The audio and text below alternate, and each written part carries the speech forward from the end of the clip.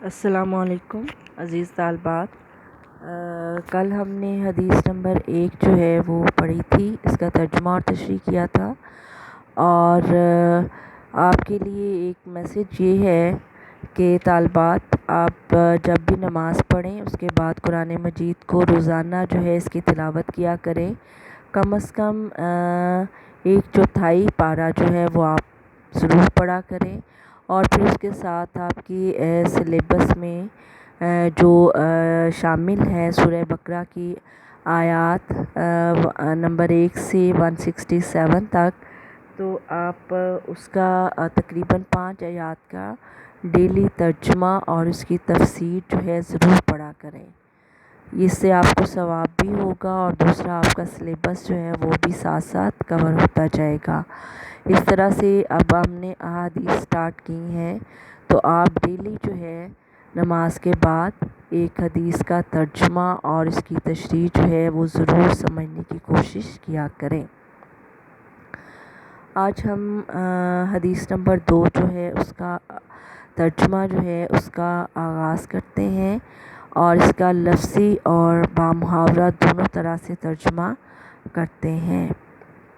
عن عمر رضی اللہ عنہ ایضاً قال بینما نحن جلوس، عمر رضی اللہ تعالیٰ عنہ سے روایت ہے کہ ایک دن بینما جبکہ نحن جلوس عند رسول اللہ صلی اللہ علیہ وسلم، کہ ایک دن ہم آپ صلی اللہ علیہ وسلم کے پاس جو ہیں وہ بیٹھے ہوئے تھے، آپ صلی اللہ علیہ وسلم کے پاس بیٹھے تھے، ذات یومن ایک دن، اطلع علینا جب ہمارے سامنے نمودار ہوا، رجل ایک آدمی، شدید بیاض الثیاب انتہائی سفید کپڑوں والا، شدید سواد الشعر انتہائی سیاہ بالوں والا، لا یری علیہ اثر السفر اس پر سفر کا کوئی نشان نظر نہیں آتا تھا، ولا یعرفہ اور نہ ہی کوئی پہچانتا تھا اس کو، منا ہم میں سے، احد کوئی ایک، حتی جلس الی النبی صلی اللہ علیہ وسلم یہاں تک کہ وہ نبی کریم صلی اللہ علیہ وسلم کے پاس بیٹھ گیا، فاسند رکبتیہ تو اس نے اپنے دونوں گھٹنے ٹیک دیے آپ صلی اللہ علیہ وسلم کے دونوں گھٹنوں کے ساتھ، ووضع کفیہ اور رکھ دی اس نے کفیہ اپنی دونوں ہتھیلیاں، علی فخذیہ اپنی دونوں رانوں کے اوپر، وقال اور اس نے کہا، یا محمد حرف ندا ہے، اے محمد صلی اللہ علیہ وسلم، اخبرنی عن الاسلام مجھے اسلام کے بارے میں بتائیے۔ فقال رسول اللہ صلی اللہ علیہ وسلم تو رسول اللہ صلی اللہ علیہ وسلم نے فرمایا، الاسلام اسلام، ان تشہد کہ تو شہادت دے، گواہی دے، اللہ الہ الا اللہ کہ اللہ کے سوا کوئی معبود نہیں ہے، وان محمد رسول اللہ، وان محمد رسول اللہ اور محمد صلی اللہ علیہ وسلم اللہ کے رسول ہیں، وتقیم الصلاۃ اور تو قائم کرے نماز، وتؤتی الزکوٰۃ اور تو زکوٰۃ ادا کرے، وتصوم رمضان اور تو رمضان کے روزے رکھے، وتحج البیت ان استطاع الیہ سبیلا، وتحج البیت اور تو بیت اللہ کا حج کرے، ان استطعت الیہ سبیلا اگر تو بیت اللہ کی طرف جانے کا استطاعت رکھتا ہو، قالا تو اس نے کہا، صدقتا تو نے سچ کہا، فعجبنا تو ہمیں تعجب ہوا، عمر رضی اللہ تعالیٰ عنہ فرماتے ہیں، لہو اس پر، یسألہ کہ وہ آپ صلی اللہ علیہ وسلم سے سوال کرتا ہے، ویصدقہ اور پھر اس کی تصدیق بھی کرتا ہے۔ ساتھ ساتھ اس کی تشریح جو ہے وہ یہ حدیث جو ہے حدیث جبریل کہلاتی ہے، اور یہ بڑی جامع حدیث ہے، اسلام، ایمان، احسان اور قیامت کی نشانیوں کے بارے میں نبی کریم صلی اللہ علیہ وسلم نے وضاحت جو ہے وہ بیان کی ہے، کہ عمر رضی اللہ تعالیٰ عنہ فرماتے ہیں کہ ایک دن جو ہے جب ہم آپ صلی اللہ علیہ وسلم کے پاس بیٹھے ہوئے تھے، گویا صحابہ کرام رضی اللہ تعالیٰ عنہم آپ صلی اللہ علیہ وسلم کی محفل میں موجود تھے، تو اس وقت ایک دن کی ذکر ہے کہ ایک شخص جو ہے وہ ہمارے سامنے نمودار ہوا، یعنی اس سے پہلے وہ شخص وہاں پہ موجود نہیں تھا۔ اور وہ شخص کیسا تھا کہ اس نے انتہائی سفید کپڑے پہن رکھے تھے اور اس کے بال انتہائی سیاہ تھے، اور کپڑے بھی اتنے سفید اور صاف ستھرے تھے کہ ان پر سفر کا کوئی نشان موجود نہیں تھا کہ یہ شخص جو ہے بڑی دور سے سفر کر کے نبی کریم صلی اللہ علیہ وسلم کے پاس آیا ہو۔ اور پھر عمر رضی اللہ تعالیٰ عنہ فرماتے ہیں کہ ہم میں سے کوئی بھی اس کو پہچانتا نہیں تھا۔ صحابہ کرام رضی اللہ تعالیٰ عنہم نے اس سے پہلے اس شخص کو کبھی نہیں دیکھا تھا۔ اور پھر کیا ہوا کہ وہ شخص جو ہے وہ نبی کریم صلی اللہ علیہ وسلم کے سامنے مؤدبانہ بیٹھ گیا، اور اس نے اپنے دونوں گھٹنے جو ہیں نبی کریم صلی اللہ علیہ وسلم کے دونوں گھٹنوں کے ساتھ ٹیک دیے، ادب کے ساتھ بیٹھ گیا، اور اپنے دونوں ہتھیلیاں اپنی دونوں رانوں کے اوپر رکھ لیں۔ اور پھر اس نے نبی کریم صلی اللہ علیہ وسلم سے پوچھا کہ اے محمد صلی اللہ علیہ وسلم، مجھے اسلام کے بارے میں خبر دیجئے۔ تو آپ صلی اللہ علیہ وسلم نے فرمایا کہ اسلام یہ ہے ان تشہد، کہ تو گواہی دے، شہادت دے، اللہ الہ الا اللہ، کہ اللہ کے سوا کوئی معبود نہیں ہے۔ اسلام کی حقیقت جاننے کی کوشش کی تو آپ صلی اللہ علیہ وسلم نے یہ وضاحت بیان کی کہ اسلام جو ہے وہ کیا ہے۔ اسلام سلم سے ہے، جس کے معنی ہے سلامتی کے، اور اصطلاحی معنی کیا ہے، اپنے آپ کو سارے کا سارا جو ہے وہ دین میں شامل کر لینا، اور اپنے آپ کو اللہ اور اس کے رسول صلی اللہ علیہ وسلم کے احکامات کے مکمل تابع کر دینا، فرما برداری کرنا۔ جیسے قرآن پاک میں آتا ہے کہ اے ایمان والو، اسلام میں پورے کے پورے داخل ہو جاؤ۔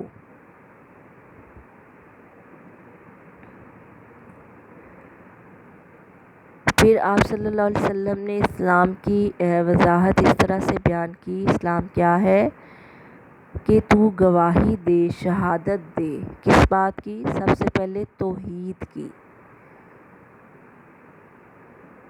ان الدین عند اللہ الاسلام، کہ اللہ کے نزدیک پسندیدہ دین جو ہے وہ اسلام ہی ہے۔ اور تو گواہی دے کہ اللہ کے سوا کوئی معبود نہیں، توحید کی۔ توحید کیا ہے؟ اللہ تعالیٰ کو اس کی ذات میں، اس کی صفات میں، اس کے افعال میں وحدہ لا شریک ماننا، کہ اللہ تعالیٰ اپنی ذات میں ایک ہے، نہ اس نے کسی کو جنا، لم یلد ولم یولد، نہ ہی وہ جنا گیا، نہ اس کے والدین ہیں، نہ اس کی کوئی اولاد ہے، وہ وحدہ لا شریک ہے۔ لیس کمثلہ شیء، افعال میں لا شریک ہے۔ جب وہ کسی کام کو جو ہے ارادہ کرتا ہے، اس کے لیے کیا کہتا ہے؟ کن فیکون، تو وہ کام ہو جاتا ہے۔ لم یکن لہ شریک فی الملک، اس کی بادشاہت میں، اس کی سلطنت میں کوئی دوسرا اس کے ساتھ شریک نہیں ہے۔ قل ھو اللہ احد، کہہ دیجئے کہ اللہ ایک ہے۔ وَإِلٰہُکُمْ إِلٰہٌ وَاحِدٌ، اور تمہارا معبود ایک ہی معبود ہے۔ لا تشرکوا بہ شیئا، تم کسی چیز کو اس کے ساتھ شریک مت ٹھہراؤ۔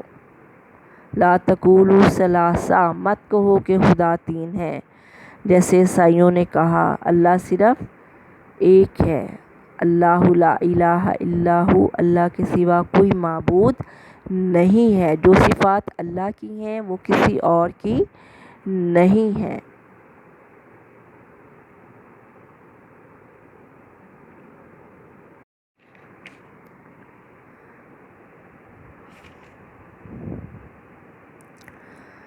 وَأَنَّ محمد رسول اللہ، اور بے شک محمد اللہ کے رسول ہیں صلی اللہ علیہ وسلم۔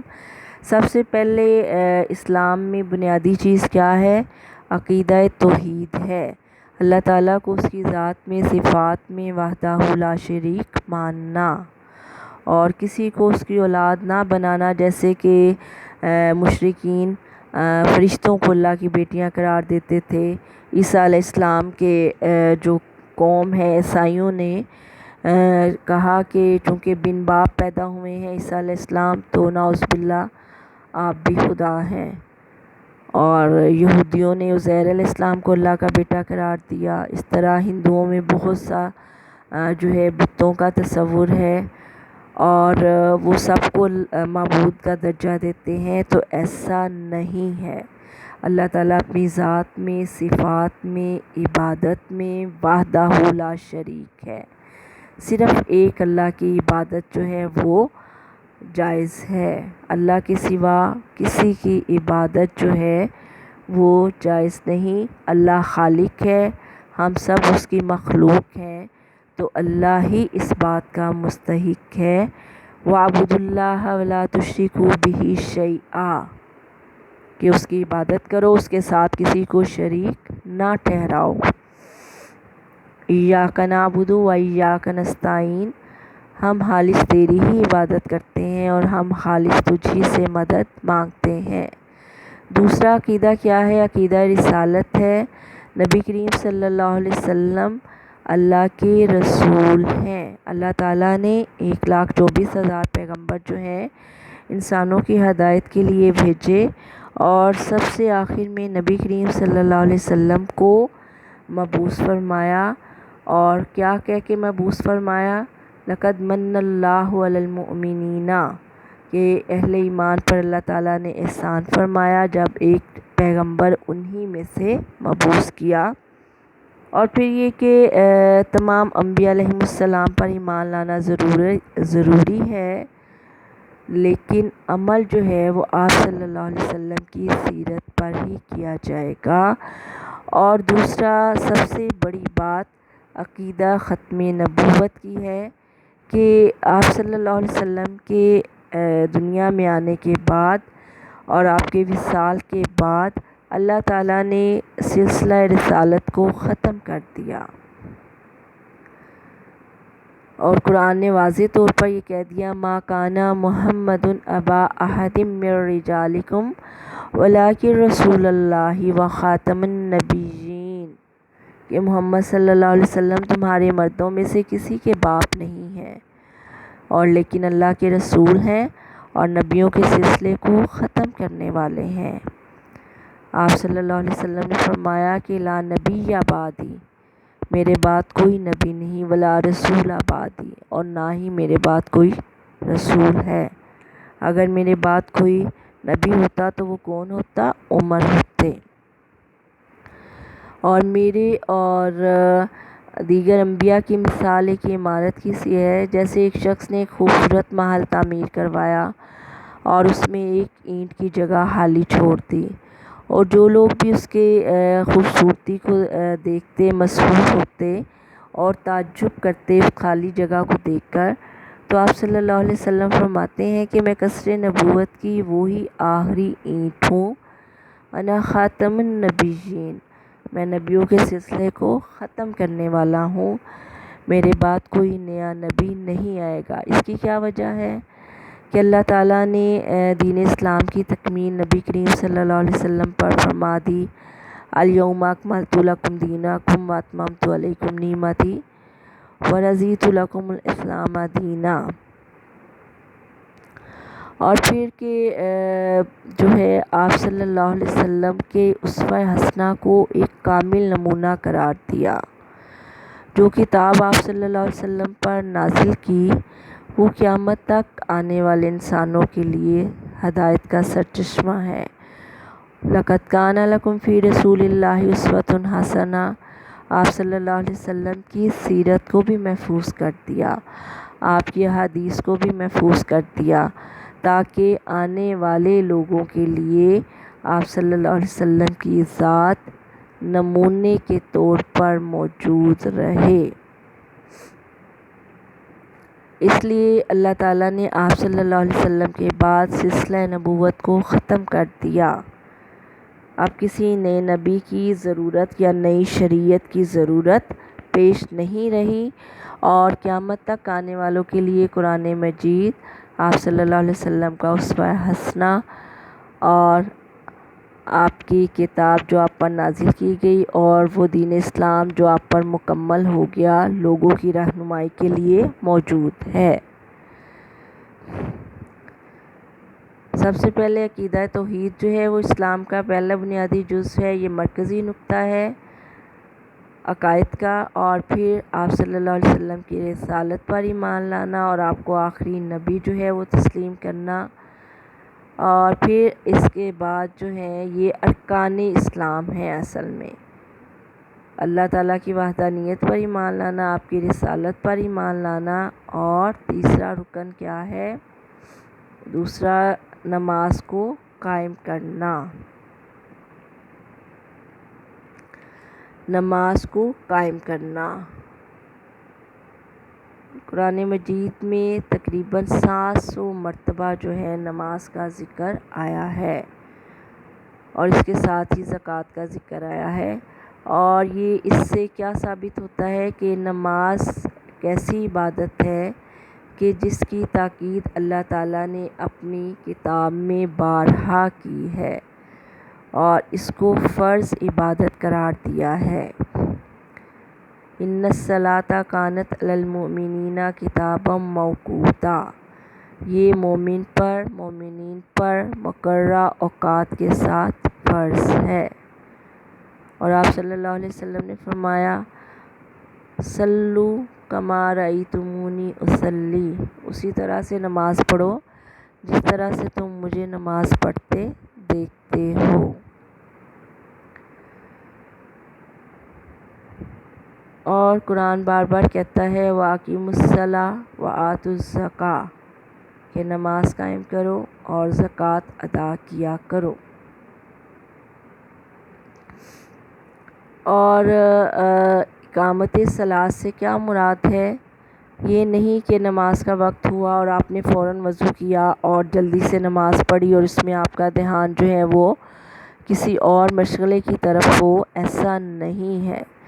نماز ایک فرض عبادت ہے اور یہ مکمل خشوع و خضوع کے ساتھ ادا کرنی چاہیے، اس کی مقررہ شرائط اور آداب کے ساتھ باوضو ہونا، لباس کا پاک ہونا، خیالات کا پاک ہونا، جگہ کا پاک ہونا، اور پھر یہ کہ یہ تو اس کے ظاہری آداب ہیں، اور باطنی آداب میں کیا ہے کہ خشوع و خضوع اور عاجزی کے ساتھ نماز پڑھنا، جیسا کہ نبی کریم صلی اللہ علیہ وسلم نے فرمایا کہ تو اللہ کی عبادت اس طرح سے کرے جیسے تو اللہ کو دیکھ رہا ہے۔